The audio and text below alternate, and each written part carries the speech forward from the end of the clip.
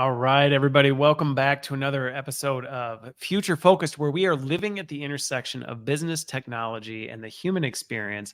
I'm looking forward to my conversation today because we're going to be talking about accessibility and neurodiversity and how technology can actually help us do better when it comes to education, especially with people who are struggling with cognitive challenges that have historically made this very difficult. So to navigate this conversation, I'm joined by Dr. Coral Ho, who is the co-founder of Dysolve. And we're going to talk about how AI is playing a leading role in this. So thank you so much for joining me, Coral. Thank you for having me. Yeah, well, so little bit of backstory because we don't have to go on the whole trip down memory lane, but I am actually really curious because backstage you were talking a little bit about how you started in kind of the academic consultancy space and now you're in the technology space using AI on this. So what is your background and how did you get into this and why do you care about it? Well, Christopher, I have a PhD in linguistics, Okay. and I ended up working with just children and adults with all sorts of brain conditions, language Yeah. processing difficulties. And it's because of that work I realized that I do have to go with AI. Okay. But I've always been interested in AI. AI is not something new. That's what people No, are it's thinking not. because of all that, all the They news. think it just came out in 2022, and it didn't. It's been around for a lot longer than that. Right, because I was interested in it when I was in graduate school.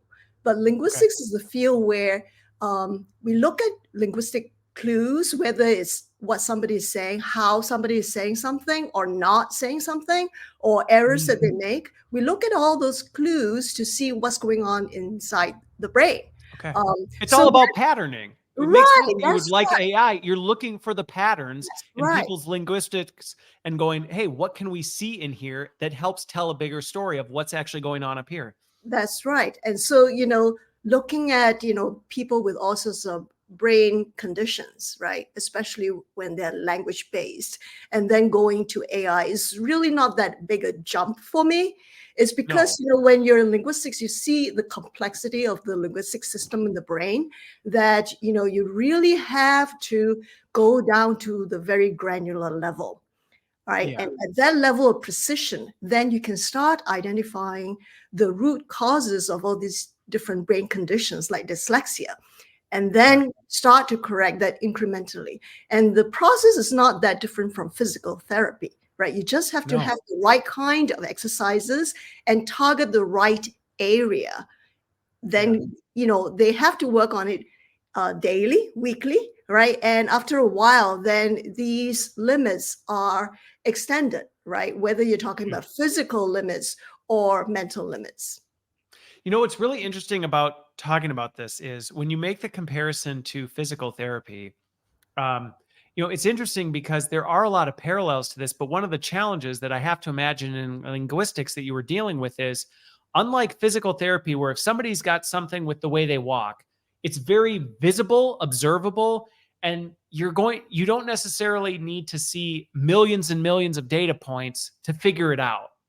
You can kind of go, I see what this is and I know what we need to do. But Mm. with linguistics, there's so much going on in people's heads. You actually have to look at a lot of different data to be able to see all this, which to me makes even more sense why you'd get into the AI space, because looking at that amount of information, trying to find all those patterns, it's more than a human being has the capacity to do. But AI is so much easier to be like, well, I can look at all that information, then help you make sense of it. That's right. And that's why we built Dissolve AI, right? Because during its interaction with a student, during gameplay, it can do all this cross-referencing of billions of data points and actually build up that user's database in real Yeah. time. All right. And then react immediately, right? What's the next evaluative game that has to be designed right now and delivered? All right. And during Yes. that process, then do the next one and the next one, whether it's evaluation or correction, right? No human being can do this. All right. And No, that's we, why we aren't even capable of it. It's that's not even like we could. It's like we can't do yes. it. All right, just the sheer capacity complexity and speed of processing that's required. So we have to turn to AI. And I'd like schools to pay attention to your podcast and understand, where we're coming from and why, just like I'm not happy with the situation because these current methods that they're still pushing and asking taxpayers to pay a lot of money for, they have never Yeah. worked, and they have not worked for They the have never worked. 100 years. So you cannot go No. to legislators and say, pass a law and do this when it has never worked. Somebody's got to look at the science of it, right? Even Yes. though they call it the science of reading, right? Like, for example, in the science of reading, they're asking, teachers to teach more intensively phonics to students who are struggling, right? It makes sense for typically developing children that you need to have phonics because you have to connect letters to sounds for the alphabet, right? But the children who come to Dysolve, they tell us that it doesn't make sense to them because they cannot process language. So you can't just make them do it more and more intensively and more than other students because it becomes harmful. All right, it becomes harmful, and we see it firsthand, right? Because the child feels so bad that after all the teachers' effort, and now like 8 teachers working on that one child, right? And seeing that, she's still failing.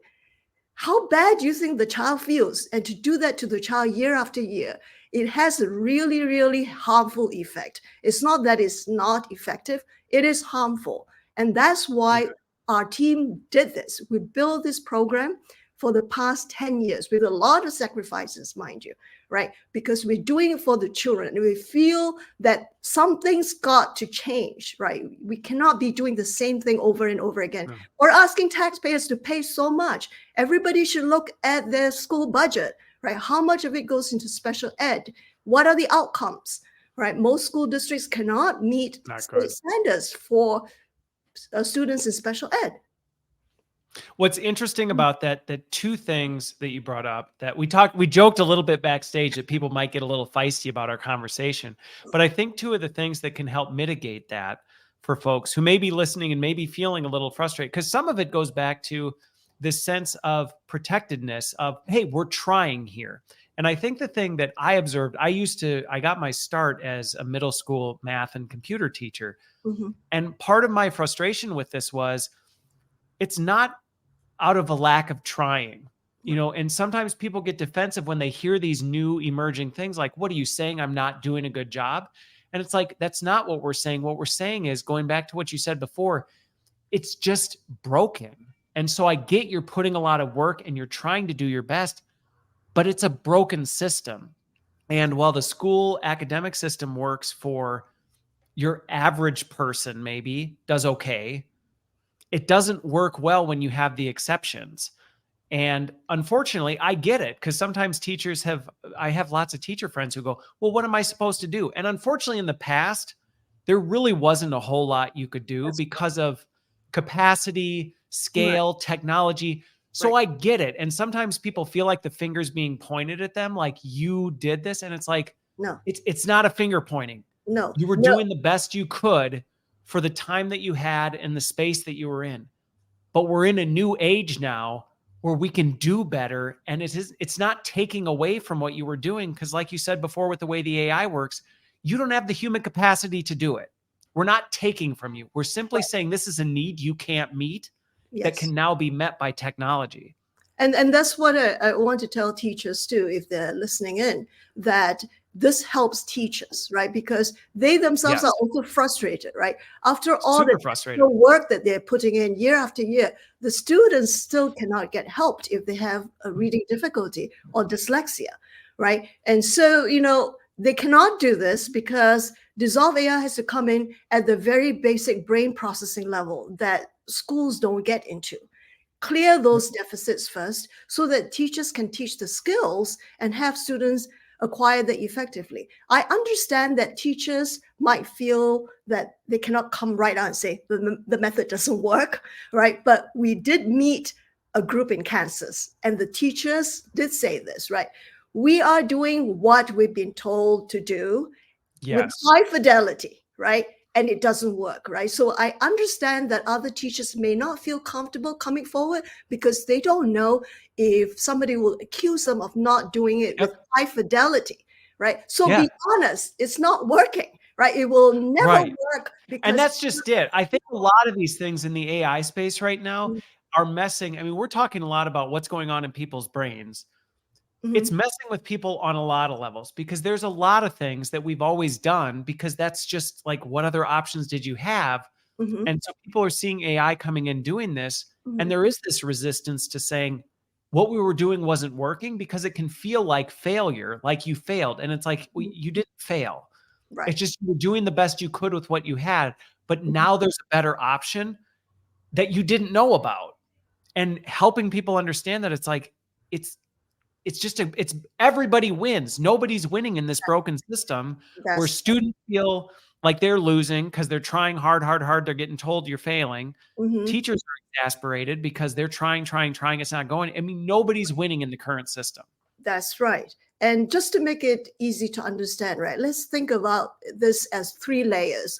So we're coming in for brain processing at the bottom layer, right? And Yeah. these processes have to work before skills can be acquired. That's where teachers Yes. come in. And the skills are needed like reading, spelling, writing, and math, right? So that you can acquire the content, right? So there are these three layers. The bottom layer, nobody got in before us. So Yeah. that's where we're coming in. And there's also a shortage of teacher resource after the pandemic. Yeah, there is.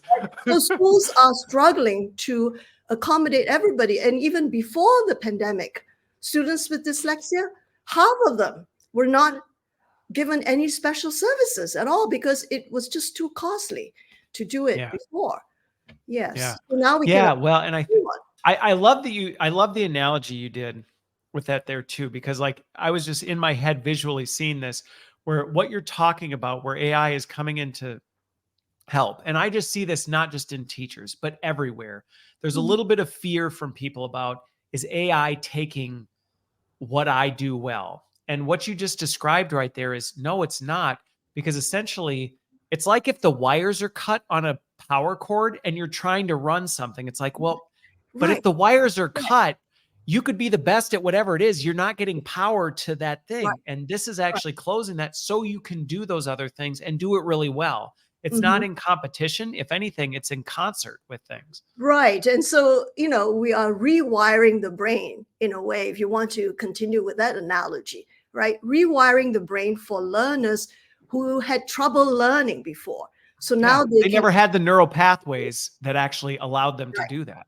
And now, internally, when we look at the Dysolve AI generated data, we can see a lot more about the brain, how it works. You get to push and push and push, and then all of a sudden the pathway is clear. And it's not just one pathway, a lot of pathways clear at the same time. So it's very dramatic when you look at the student, right, at a personal level. Just within 1 week, that change happens and everybody notices it.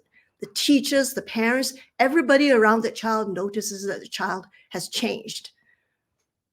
So I'm actually Mhm, really curious about this because what you just described has to be, I mean, the positive benefits of this are far more than just, oh, you've improved their ability to read. Because going mhm, back to what we said, mhm. the social, the cognitive, the Right. psychological Mhm. implications of this stuff, the shame that Yes. probably, I mean, Right. you look now at even just literacy rates in America, they're pretty low. And there's a lot of shame that goes along Right. with that. Right. But it's interesting to hear you say that. So when students go through this, it is like carving a new pathway, but once it presses through, it actually just opens up Everything. completely new Everything. pathways. All right. And that's why we wrote the book, Dyslexia Dissolved. Where do I have it? Here. All right. Dyslexia Dissolved. All right. Because in here, then we describe the different cases in detail, right? And the children themselves tell their own stories, the parents too, so that you can see how the whole person changes, just like what you're describing, right? Yeah. And the examples that are given. Like, for example, if somebody's struggling with language, it's not just reading, it's also being No. able to remember things, and then people think that they're not really that smart, right? Because they cannot even remember simple oral instructions, right? That gets affected as well. And then Oh also, yeah. the fear of taking on new things. So a lot of them dare not try new things, right? Until the processing efficiency gets to that level where it's not a problem when you have, new things and you don't have to just follow routine. You can take Yeah. on big new adventures, travel abroad and things like that. But a lot of the children that we saw at the beginning, they dare not venture far. It's really funny you bring this up because, and it wasn't even related to us recording this podcast, but I was having a conversation similar to this with Uh-huh. just a random person I know who has struggled with dyslexia. Hmm. And one of the things that just opened my eyes to the tentacles that these kind of brain disorders can have on somebody's entire life was they described the anxiety they have Mm, going to a restaurant yeah, because if it's not a familiar restaurant, right. they don't know how to necessarily process the menu. And it's very uncomfortable for them to even know what to order. And so as a result, they don't even like going out to social things because the anxiety of, I might not know what's on the menu. I might not know how to read it. I Mhm. feel embarrassed asking people. Right. And so they've had to build a whole social Yeah, structure right. around something as simple as that somebody else would just take for granted of just, well, Yeah. just what do you want to eat? And they're like, I don't know because I don't know what's on the menu. And now I feel Hmm. it just blew my mind when I was like, Yes. wow, I had never put myself in Right.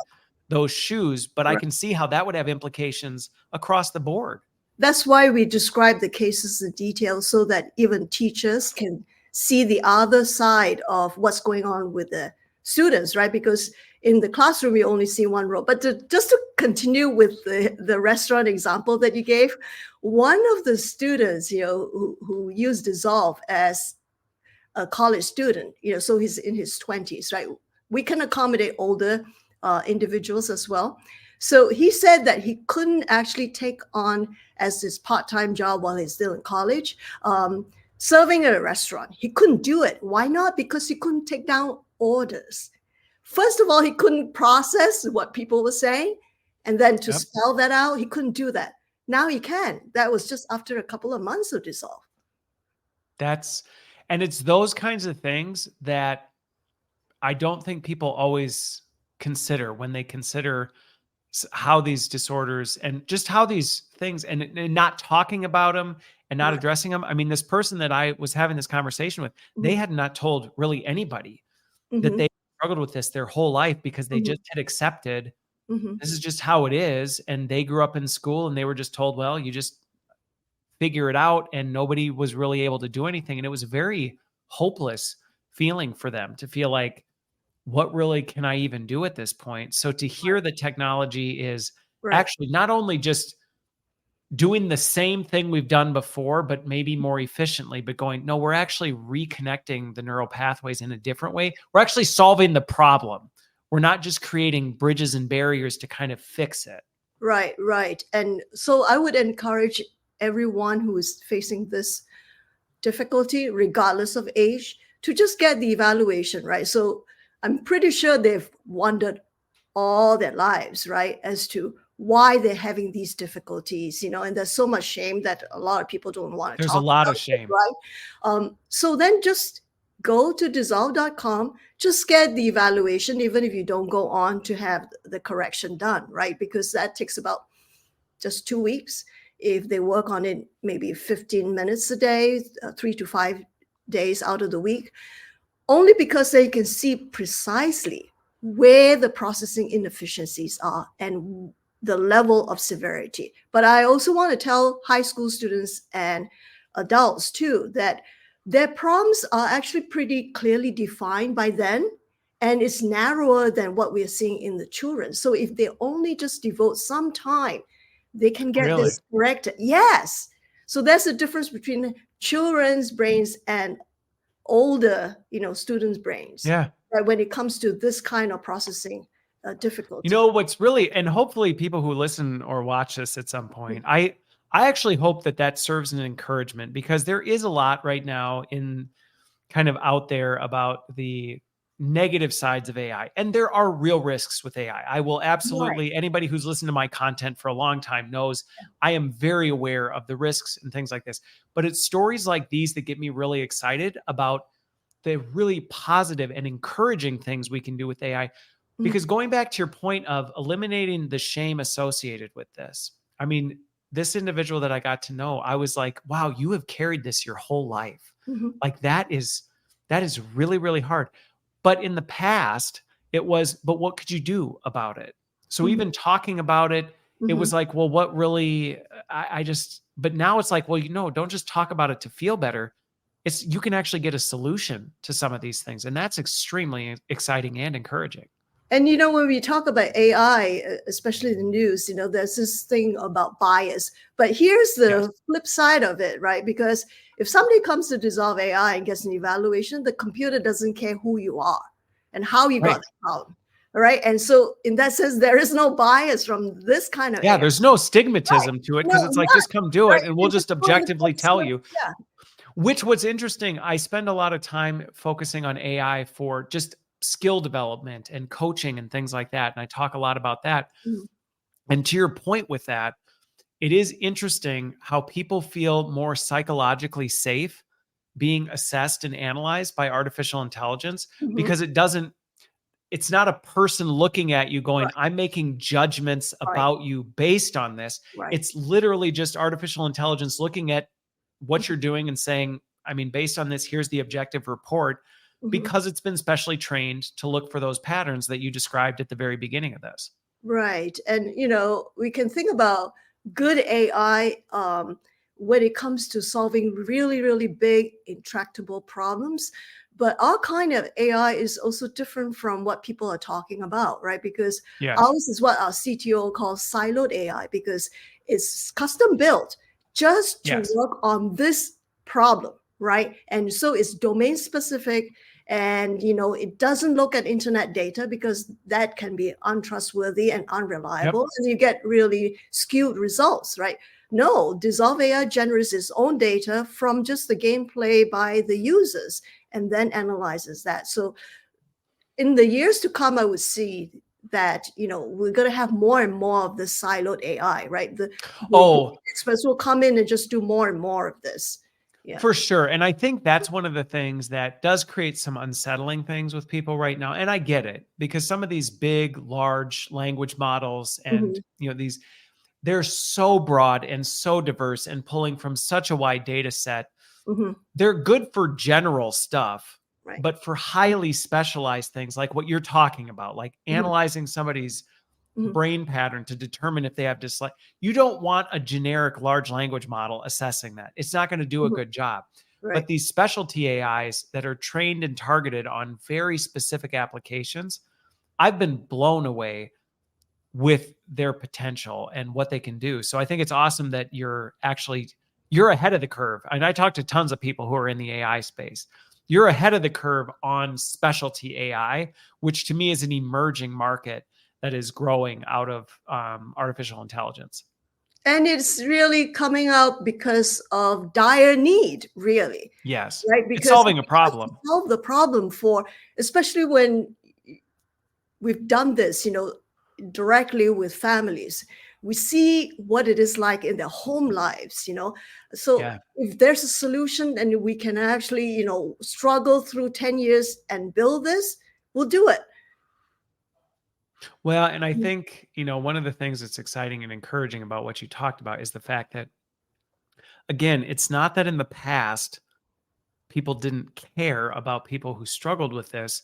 It was extremely difficult to do anything about. And because it's not the majority of the population, I worked in pharmaceuticals for a while. Mhm. And so just the analogy of this was you had orphan drug status, where it was like there's certain diseases that there's just not a lot of people who have it, and it's very difficult to diagnose. So it's hard to get big pharmaceutical companies to invest in the research and all this other stuff Mhm. to do something where there's a small percentage of people they can solve. Mhm. And I think some of these things that we're talking about, it's a similar challenge, but what technology is doing is it's saying, hey, we actually have the capability and the scale to do this now, where 10, 15 years ago, it would have just been much, much harder and too difficult to actually take on. Right. And just so that people realize how much we're spending on special ed in this country, is over $80 billion a year. So this Wow. problem affects everyone, and not just the 20% of the population that has dyslexia. It's $80 Yeah. billion. A lot of our money. A lot of money. And as we said before, a lot of money going to things that aren't delivering Right. better outcomes. Right. Right. And the human cost is much greater than that. Well, yeah. Yeah. Yeah. Forget the $80 billion. The Yeah. impact on people's lives Right. for, whatever Mhm. is massive. So how did you end up? I mean, you gave me a little bit of your background, but how did this become something that was such a passion point for you to want to try and solve? Yes, I've always been interested in the brain, right? And that's why I went Okay. to linguistics. It's one of the original cognitive sciences, right? And I took a mission in linguistics seriously, that I want to understand how those outputs from people, especially Okay. children, will tell me something about the brain. But I've always liked working with children. But when I get to this particular population where they're having all these struggles, it's really very upsetting, right? To see that the parents were going all over the place, getting very frustrated and desperate. And there are lots and lots of tears, because the schools couldn't help them. And the schools had to lock out a lot of families because it's just too costly to accommodate all the children, right, who have these difficulties. So Yeah. then, that's how I got pulled into it, right? Because I see how much it's really hurting so many families. And you know what? We also see a lot of single moms, because sometimes it's so stressful, it just tears families apart. I can Yeah, completely see how it yeah. would destroy the fabric of a family But potentially. we also have fathers who are very invested in, helping the children, stepdads too. So Yep. it's surprising, right? Who would actually do that kind of work, right? When nobody else would help them, right? Who's the Okay. family member who would just keep on looking Okay. for a solution? Yeah, Okay. that's how we got pulled Now, in. so I'm actually curious. Now, is English your first language? You can tell from my accent. No, Well, no. but hey, I never know because sometimes people have accents and it is their first language. Right, But so right. even No. just understanding, learning the English language, like I've talked to a lot of people where Mhm. the English language is a very like stack on top of a cognitive disorder. Then you've got the English language, which is a very quirky and Yes. interesting language to have to Mhm. deal with on top of it. Like Right, there are challenges on top of challenges on top of right, challenges for right. these students. Yes, yes. Right. So yes, it's not my native language, and I started Yeah. speaking it only when I was 14. Yeah, Okay. yeah. Okay. Okay. Mhm. Interesting. So you not only have won a specialty in this area, but you've actually gone through that journey too of having to relearn, I mean, basically relearn a new language as Right. part of this as well. Mhm. Yes, Okay. yes. Okay. Language is Interesting. fascinating, and it's really mysterious, because when you look It at the is. language or linguistic system, is really a conglomeration of many many codes together, and they're different kinds of Yeah. codes. So it's really hard to solve this problem It's if a you very yes, complicated that yes. that's where when large language models started coming out, Mhm.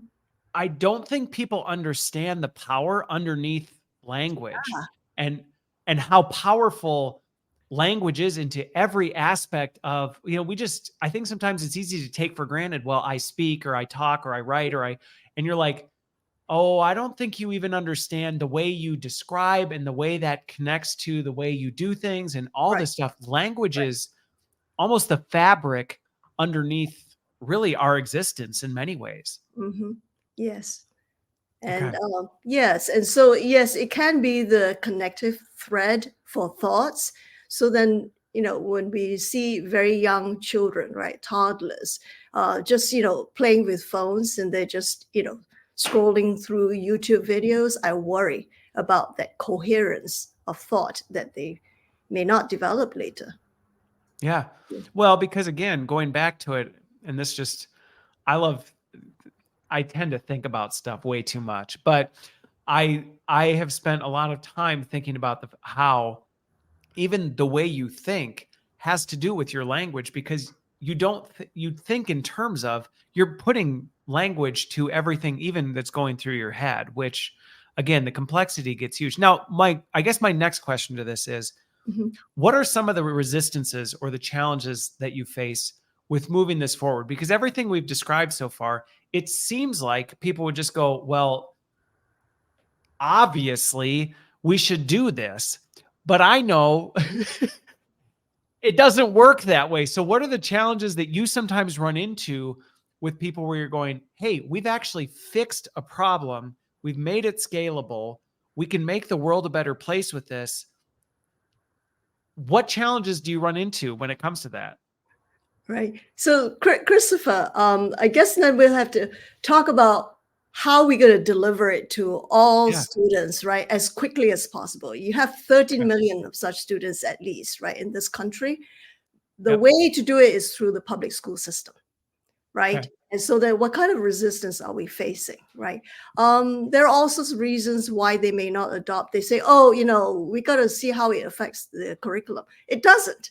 It doesn't affect the curriculum because this doesn't have to do with skills and content. Right. Because like we said, this is the fabric underneath it that's just Right, connecting the wiring. We're not right, talking about the curriculum and the yes, skills and the taxonomy of that.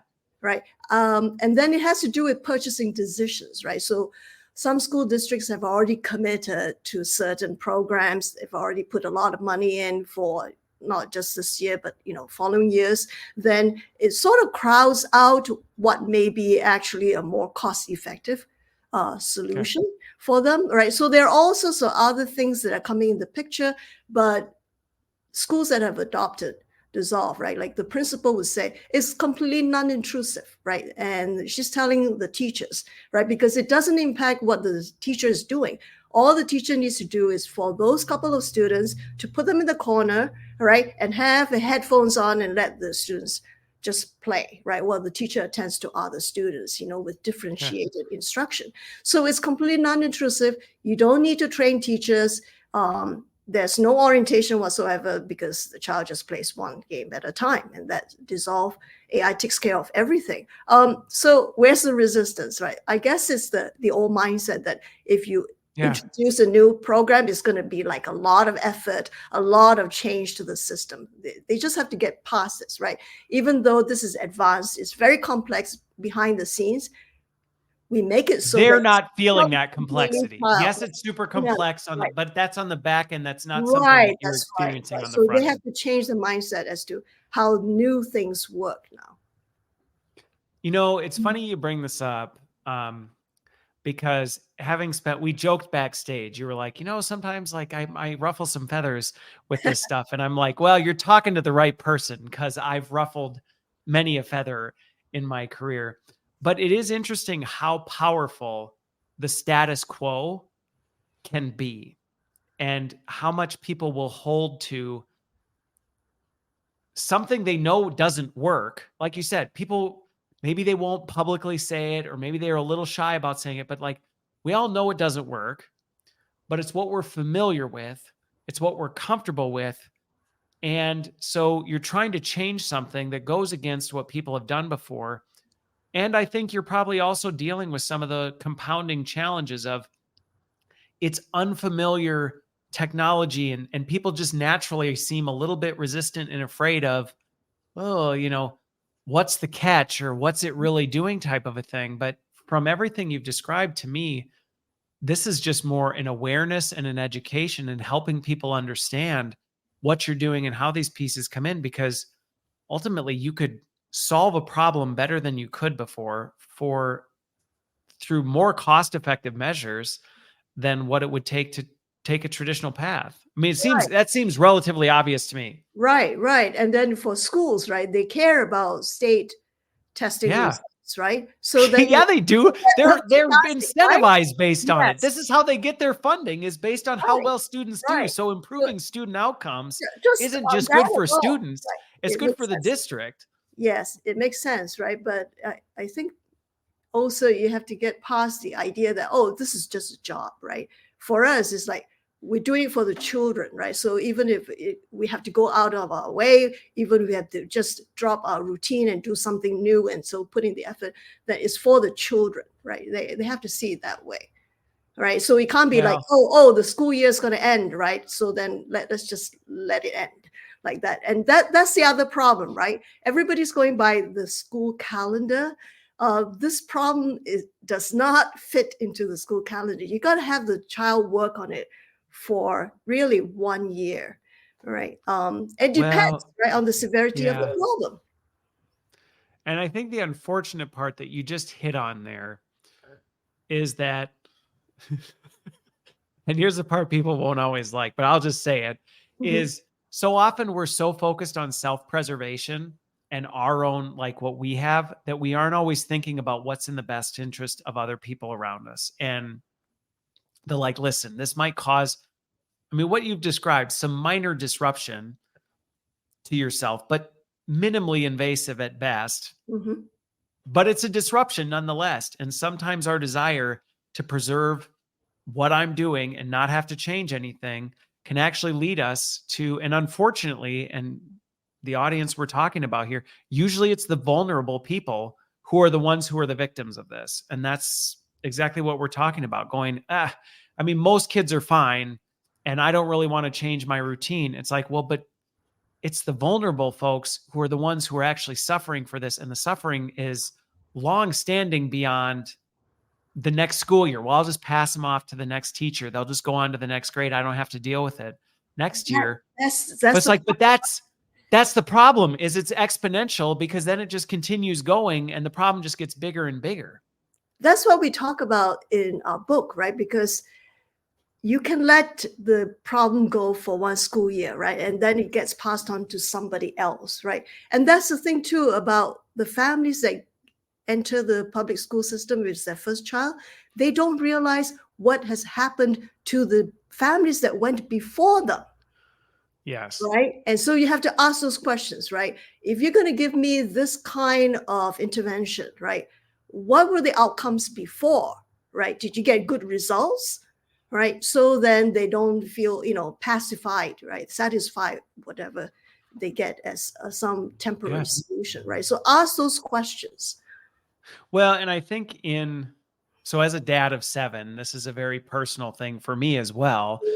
Because as I think about this, this isn't just about helping teachers and administrators and educators understand this, but also parents who are raising children who can advocate for their kids and say, there is a better way.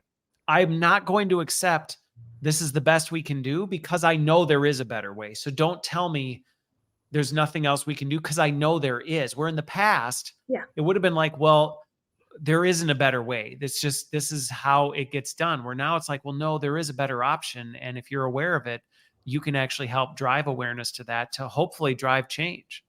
And Christopher, then I should point out to also to all the parents, because not all parents realize this, that there is a law, right? The IDEA Act that mandates that if a parent or family member, right, guardian, suspects that there's a disability, then the child has to be evaluated and appropriate educational intervention services would be given to that child, right? So they have that right. Not everybody knows that right, right? So they have to push, right? And not next year. Don't wait next year, right? Even if it's like January or March, don't let them say that, okay, let's push it to next year. Don't. Have them do the evaluation right now. And Dysolve evaluation is so less, so much more effortless than what they're Yeah. doing currently, so that they cannot accommodate everybody. Then you can get the results in just 2 weeks. Then you can, fight for what your child needs after that. So everybody, all parents should know this, that they have that Yeah. right. Yeah. Mm. It's so I'll ask for some of the other folks who may not be in the public school system, like, is this something that's then accessible? Because I have a lot of friends, and again, COVID, I think, pushed this, who Mhm. are homeschooling, who may be doing school. Is this something that's then accessible to Yes. the average person who may, or even like we said, there may be adults who have struggled with this their whole Yes. life and are like, oh my gosh, you're telling me there's a way I might be able to Right. make forward progress. So this isn't something that the only channel is through the public school system. You're No. just saying, hey, we recognize that's a huge channel. So we want to drive it through that. But also, this is something that's readily available to anybody. Yes, a couple of things I should mention, right? So if they go to dysolve.com, dysolve.com, and just Okay. contact us if they have questions and ask that, right? But the other thing is that even for students who are not in the public school system, their school district may still be required to provide them services. And then in some states like Arizona, families are given a certain amount of money to spend, Okay. Okay. as they choose, right? So Okay. then they can do it in various ways, but really the school district should be paying for something that is appropriate for Okay. a child with disability. Well, and now if you've listened or watched this, you know there is a better way. I mean, what's funny about this is normally I don't spend quite as much time talking about the product itself and what you're doing. But this one in particular, when I see things and go, there's a better way. Technology is unlocking a door that has historically been locked shut. Like we have not had better ways. I get really excited about this because this is the kind of stuff that I think there's so much opportunity as we look at the future and what's possible to be able to say, what a fantastic way to positively impact the lives of children or anyone with a cognitive disorder like that who has been struggling with it. So I absolutely love it. I really do. It's sincerely impressive. And I love that you've taken your passion for linguistics, but taken it and thinking beyond just linguistics and thought about, hey, but how does the technology intersect with this? And how can we use this to solve a real problem in the world and make the world a better place? So I hope people realize that even if it's a neurological condition, it doesn't mean that you have to live with it for the rest of your life, right? It can be corrected now. So there's hope, right? And I hope families, parents push forward for their child.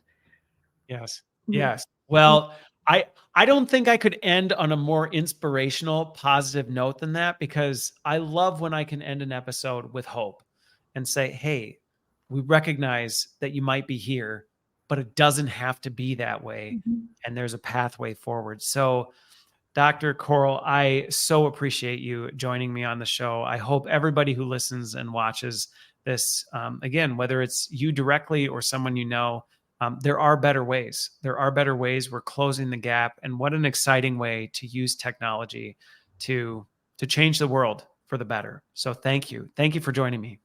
Thank you, Christopher.